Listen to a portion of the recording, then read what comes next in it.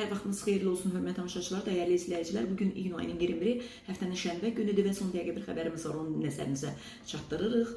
Milli Məclisdə Naxçıvan məsələsi müzakirə olunub. Naxçıvanla bağlı dəyişikliklərə tarixi zərurət var. Bu ifadəni spikerin müavini Ziyafət Əsgərov deyib. O qeyd edib ki, bu dəyişikliklərin mahiyyəti Naxçıvan Konstitusiyasında Azərbaycanda olduğu kimi idarə etmənin bölüşdürülməsidir. Lakin bu indiyədək praktikada özünü göstərməmişdi. Bundan sonra isə prezidentin nümayəndəliyinin orada olması prosesi praktikada da reallaşdıracaq, deyə vitse-spiker bildirib. O həmçinin qeyd edib ki, yeni dəyişikliklər Naxçıvanın sosial-iqtisadi inkişafına da demək müsbət təsir göstərəcək.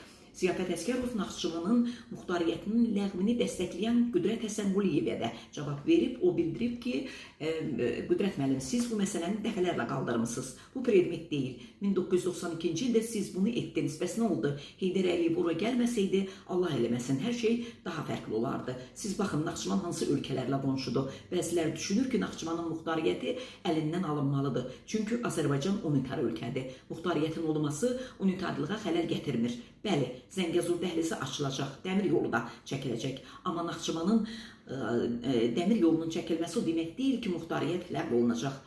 Bu məsələni bir daha qaldırmayın deyə vitse-spiker Qüdrət Həsənquliyevə deyib. Qüdrət Həsənquliyev isə söz istəyib, bildirib ki, zamanında mən bu parlamentdə çıxış edib deyəndə ki, Naxçıvanda Azərbaycan Respublikası Konstitusiyasında təsbit olunmuş hakimiyyətlərin bölgüsü prinsipi öz həllini tapmayıb. Ziyafət müəllim çox uğurla bunun tam əksini sübut etməyə çalışırdı.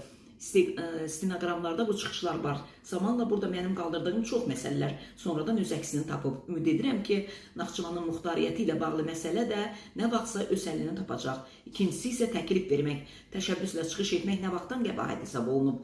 Mən dedim ki, ictimai müzakirələrə açılsın. Xalqımız bunu qəbul edəcəksə edəcək.